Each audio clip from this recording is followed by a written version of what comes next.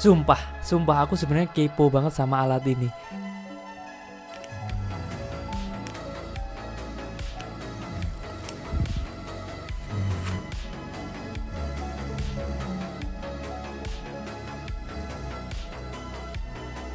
Alat ini tuh aku coba cari tahu gitu loh fungsinya apa.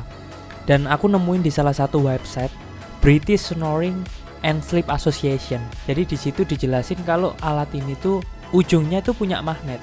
Yang magnetnya nanti ketika dimasukkan dia akan menekan septum hidung. Tekanan lembut itu menyebabkan pembukaan saluran nafas atas yang menyebabkan sumber suara. Jadi sumber suaranya itu bisa hilang.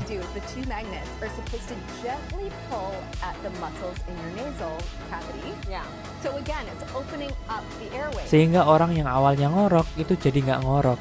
Sayangnya aku masih belum nemuin penelitian lebih lanjut tentang alat ini. Apakah benar-benar works atau tidak.